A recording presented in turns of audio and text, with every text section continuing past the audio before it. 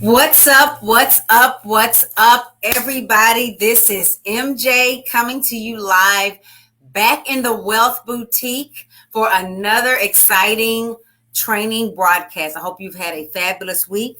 Today is Friday, and because I have been gone all week, it kind of feels weird that the weekend is already here.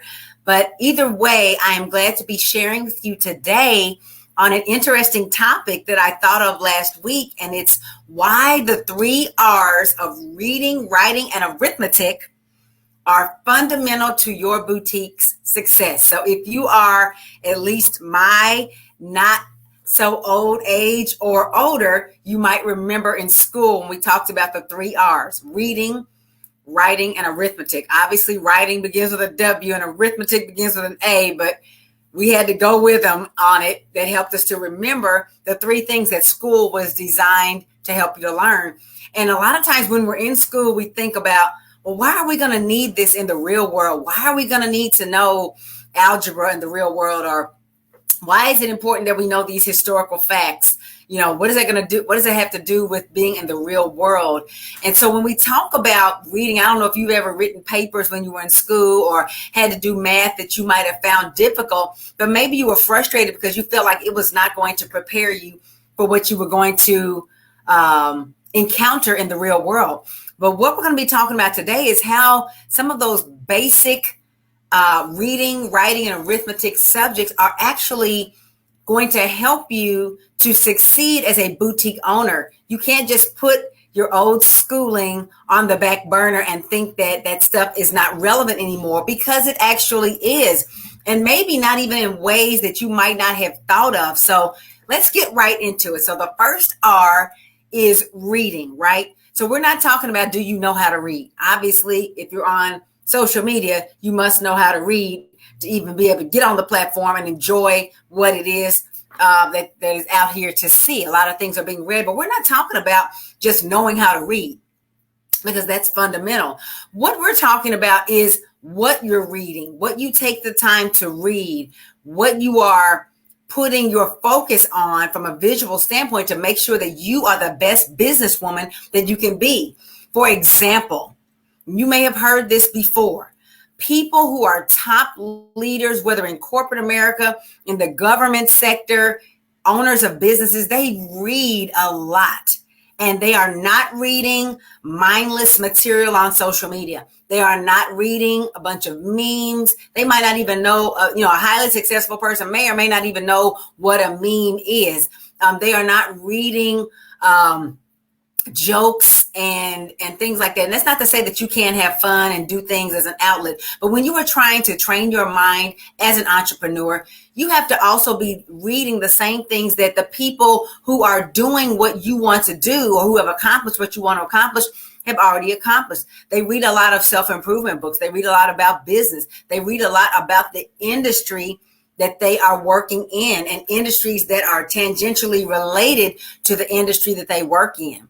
So they don't spend a lot of time in reading, and I'm gonna talk a little bit about television as well, because that can be a real sticking point. They're not reading a lot of watching a lot of mindless television, because that takes up precious time that they could be spending to building their brand, right? And when you are new to entrepreneurship, it can kind of feel like, well, I can just add this little thing, this business, to my life and manage it how I want to without really changing what it is that you are already doing. But I'm here to tell you that that is a recipe for failure. That's a recipe for not succeeding in your business. And so you have to not only watch out for the types of things that you're reading, but make sure that you are consuming things that are positive in nature, that are not negative. And again, you're finding me right now on social media. There's a lot of negativity that you might have been encountered with on your way to watch this video. That's normal. What's not normal is allowing that stuff to stay in your newsfeed and consuming it, because again, it matters what you take in. You cannot train your mind to operate on a higher level, continuing to consume media and reading articles and things about that are written by people who are on a more base level. So you have to read people and read books and read articles that you might not have read before. But the thing is, if entrepreneurship is really for you, that stuff should be interesting to you.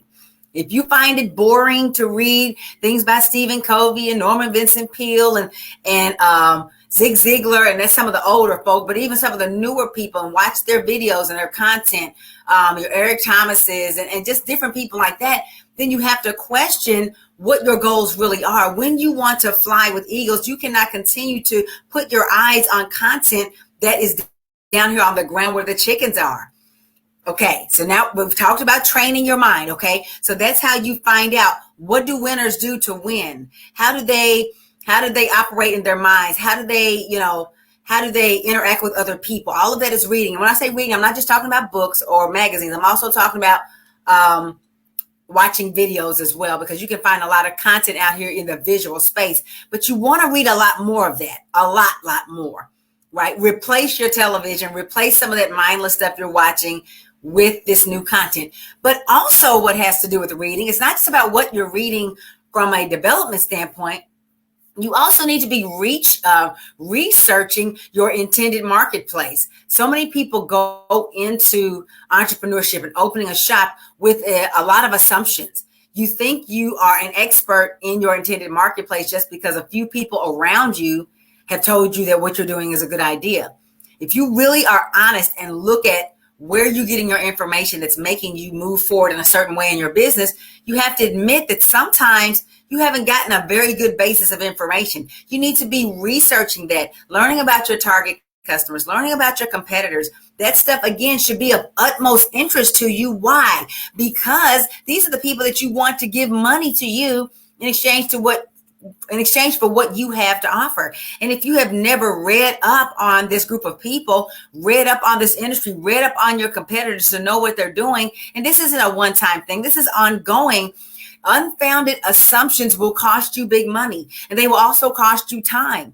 You need to be reading about your industry, about your marketplace. So if you have a product for your boutique that is for skincare, for example, don't just assume because it worked on your skin that it's going to work for the masses or that they're going to be interested in what you have. You need to find out from them what they have. Read up. There's a lot of research out there. The government puts out a lot of reports and things that can be of invaluable help to you when you are planning for your business. But if you just go out there on assumptions, go out there thinking you have it all together, that's going to cost you a lot of time and a lot of money. And I dare say, and I say this often, the time you waste is more valuable than the money. You might think that little $8,000 or $6,000 you spent in inventory or whatever, if you think that's the biggest expense, wait till you look at time going by, 2-3 years, while you're spinning your wheels because you did not take the time to read up on what it is that you are wanting to do from an entrepreneurship standpoint. And also, and this is kind of a sidebar, but it still relates to reading. It just came to me a few minutes ago. You need to be reading more of the fine print of what that has to do with the things that you're doing in your business. A lot of excited new entrepreneurs are signing a lot of documents, clicking on a lot of websites, filling out a lot of forms without reading them.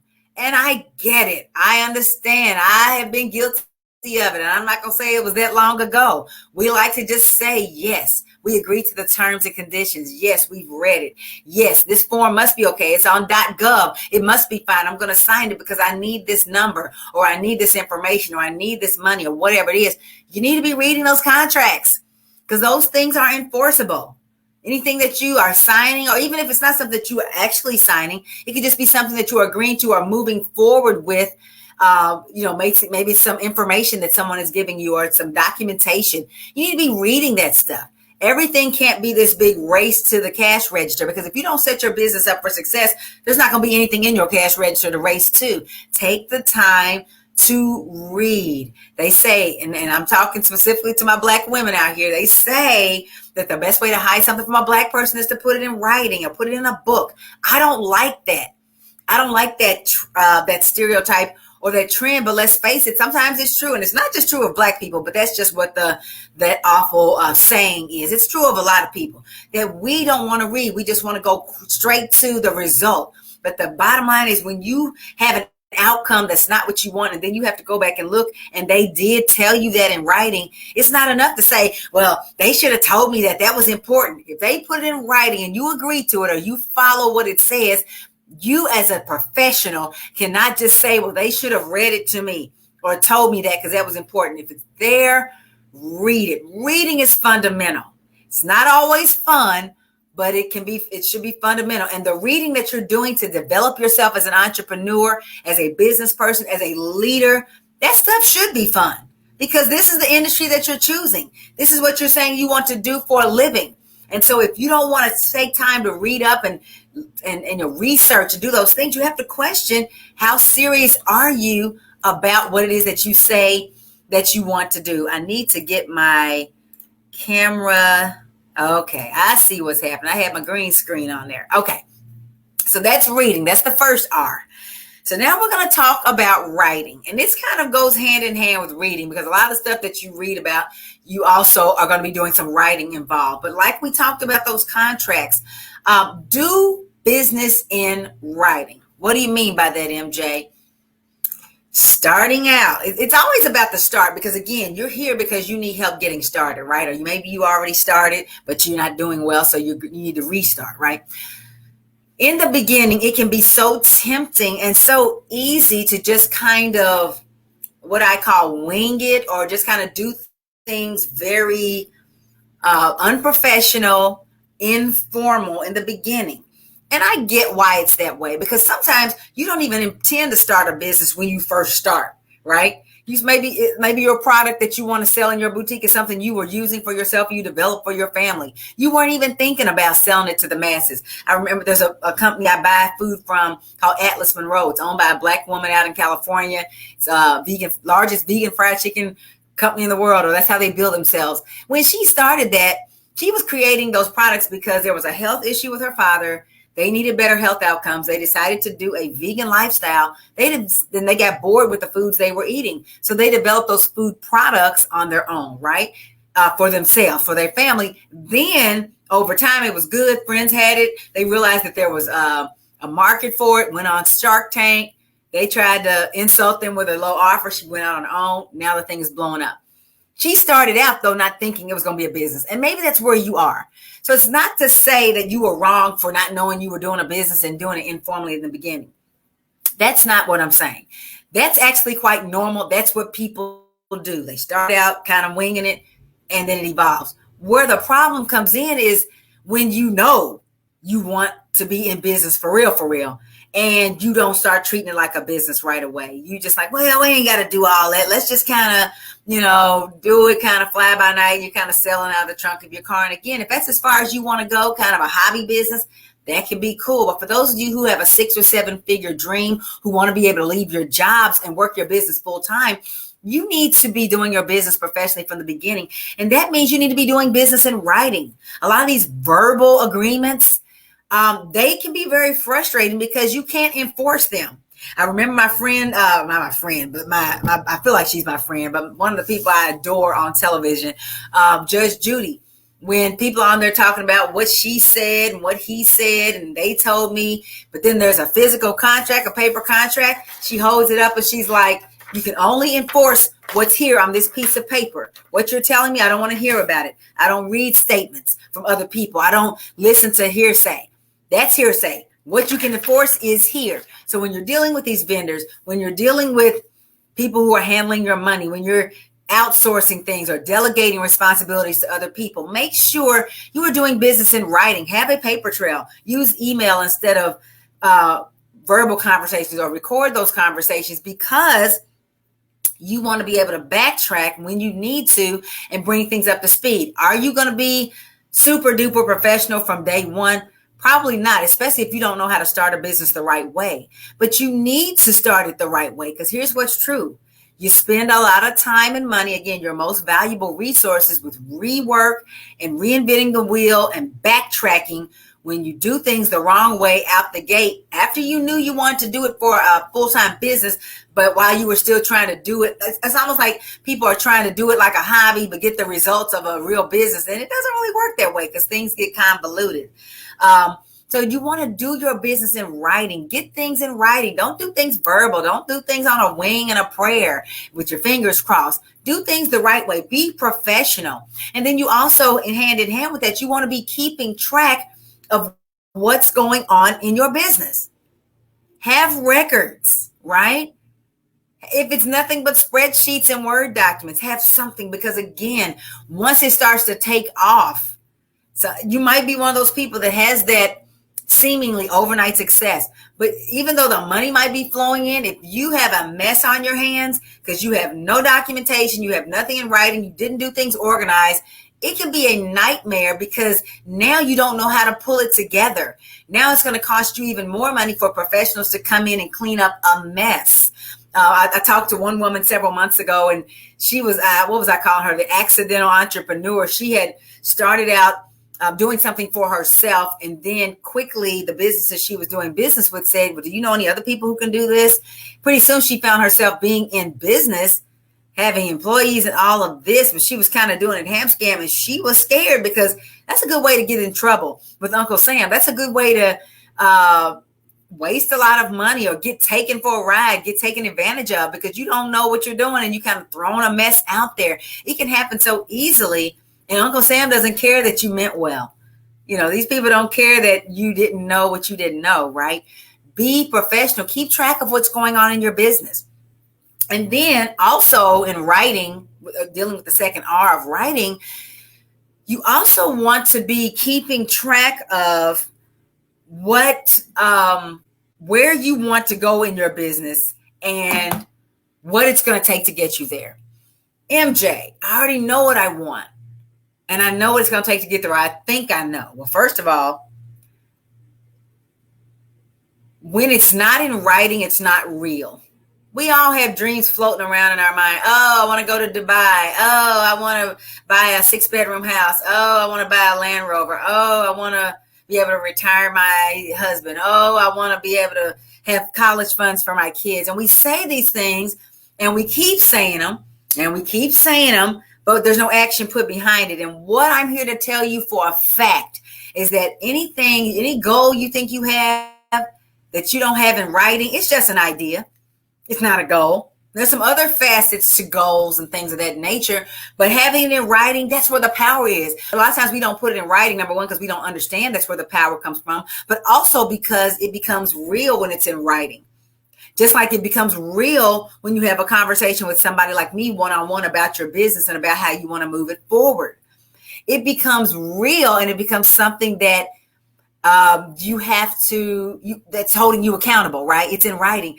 And that's another reason why people don't want to tell people about their business, because then it becomes real. You don't want to reach out and let people know, hey, I'm here, because then it's a real thing. And that can be scary, but you need to write down where you're going because it becomes real. When you see on paper the Land Rover, when you see the 6-bedroom house or the trips to the far seas, or when you see the college funds with $200,000 in them, or when you see your parents no longer staying in the rinky-dinky nursing home, but living with you in their golden years, or whatever those dreams are that are driving you to want this boutique so bad to succeed, you need to put them in writing, because then you're going to look at it and say, your mind's going to go into action, right? Your mind our minds are fearfully and wonderfully made. They're amazing. Our minds don't really know the truth between what's true and what's false, what's real and what's fake, a lie and the truth. That is why we can be watching a scary movie and get quite frightened by it. Your body reacts to something jumping on the screen or a scary thing coming on, or even at a haunted house, if you go to those, something jumping out. Because it doesn't, even though you know it's fake, you know a movie's fake, you know you're not in any danger. Your mind in that moment reacts as if you are in danger, because you're presenting it with something, with imagery or with a circumstance or environment that seems dangerous.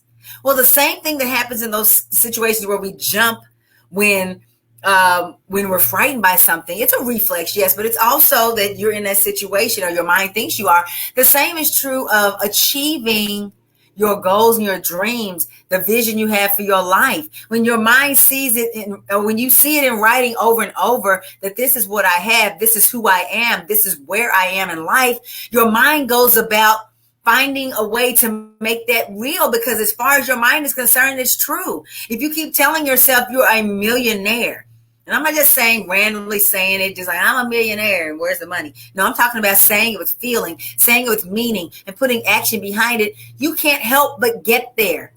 If you have the right strategy and tools and guidelines and path to that outcome, you're going to get there. But as long as it's rattling around up in here, it's not real. When you write it down, it's real. That's a fact. Every goal that you haven't achieved, well, it wasn't really a goal. I said to you, it's just an idea, but you called it a goal. How often did you have it in writing? How often did you look at it? How often did you read it? Going back to the first R, was it in writing? So writing hits on a lot of different facets of your business, how you're going to get where you want to go, but also how you operate the business. But then we're going to talk about the third R, which is arithmetic, math, numbers. Now, I know I just lost a few of you because some of you hate math. You know enough to add and subtract, to spend money at the store, and that's about it. You're not that math person. You did not do well in it, or even if you did, you don't want to have to use it now. If you're talking about going into business for yourself, numbers need to be your friend because you live and die by the numbers. You need to know your business's numbers and how to manipulate them. Accounting is a big one. Now, I always recommend to my clients that they delegate accounting at the point, bookkeeping, at the point that they have so much of it that it becomes a burden. But you still need to understand what's going on in the numbers in your business. Otherwise, how will you ever know if your accountant might be off track or if they're taking you for a ride? Because let's face it, there are some unscrupulous people. I'm glad that I don't have an unscrupulous bookkeeper or accountant working for me. But you need to know enough about it to make sure things look right when you look at those reports, understanding what those reports are and being able to ask intelligent questions. That means you need to have some basic accounting understanding. There are some people that'll say, oh, here's a template, here's the software. Yeah, but you need to know how the software is working, or you could be using it wrong. You could be interpreting it wrong. You need to understand your financial planning. Even as you delegate, you cannot turn over your mind to somebody else to make all your decisions for you, because if they make a mistake, all they will be is sorry, but you'll really be the one hurting. How can you plan for the future? These things that you want, this 6 or 7 figure lifestyle that you say you want. If you don't understand the numbers, how can you know, for example, how many sales or how many things you need to sell or how much you need to spend on advertising, all these things to get to that life, to get to those things, to get to where you can quit your job? If you don't even understand the numbers of your business, you're just randomly picking a price out of thin air, because that's the rest of the story. In addition to understanding the numbers of your business, the accounting, the financial planning, the customer demographics, heck, statistics about the traffic that you're getting to and from your shop, right? In addition to that, you need to do a whole lot less guesstimating and throwing a dartboard at the wall, and use more real numbers when it comes to your pricing and how much you're spending on things in your business. Too many people I ask, well, how did you come up with the number? How do you know you should be selling that for $25? Well, it felt right. That's what I would pay for it. That's what I looked on some other people's websites and they charge $25 for something similar. That's not how that works. Not in a business that's going to stay in business for any length of time. You don't want to overprice, underprice. You don't want to overpay or underpay. And the way to not do that is to know your numbers. Know, because you understand accounting, because you understand pricing, you will know that you can make a profit if you charge $25. It don't matter what they're charging. You don't know their numbers. You don't know if they are actually losing money. You don't know what their quality is. They may have some kind of a deal that you don't get and they can charge that much, but maybe you have to charge more because you are sourcing from somewhere different. But again, if you don't know the numbers in your business, you can't make those decisions. So you wonder why you're losing money, or wondering why you're not getting the sales because maybe you're overpricing, or maybe you're paying too much for one of your raw materials, but you don't understand how to break down your costs and all of that. So it's hard to figure out why you're, losing money. So all you do is keep jacking your price up. That's not how that works. There are formulas, there's an art and a science behind it, but you have to be willing to get in there and understand it. You don't have to be a rocket scientist to run a boutique. No, But to know your numbers, you need to be an expert on the basics of the numbers in your business so that when you do hire people, when you do outsource some things, you will have confidence that it's going to be right. If you outsource too soon or outsource before you have the basic knowledge, you're going to be screwed. If you're throwing a dartboard at the wall, picking your numbers and spending and doing all this, you're not going to stay in business long. And then in addition to, financial numbers, dollars and cents, you need to be keeping up with the time and those less tangible resources that do count towards your bottom line. And I'm not saying that you work by the hour. When you work for yourself, there's no such thing.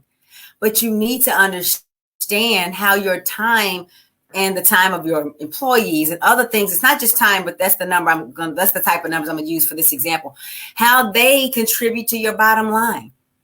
I always encourage people, don't underpay people when you know good and well you're leaving your job because you're underpaid or that's one of your reasons. So can you afford to pay your staff more?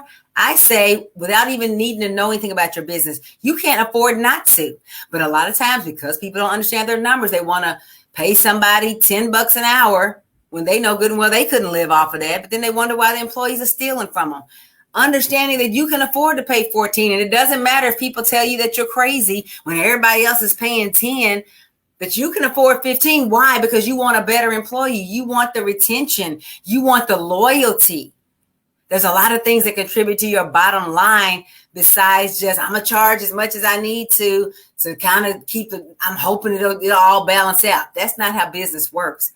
But if you don't invest the time and invest the mind power into knowing your numbers, the arithmetic of your business, you're never going to know it. And you might luck up and succeed, but even if you luck up and you make a profit, the thing is, when you are going blind at this thing, you won't really know how to make adjustments because you're not even really sure why you're okay right now. You might be making a profit, but then something changes. Maybe something you buy for your business changes costs, or, pricing seems to fluctuate. You won't know how to adjust and pivot to make changes if you don't understand where the numbers are coming from. So I still say you got to know it. So we've talked today about the fundamentals, about reading, writing, and arithmetic. Why, even though you might be decades out of being in school, it still matters to your business's success and in ways that you might not have thought of. This really applies to all businesses,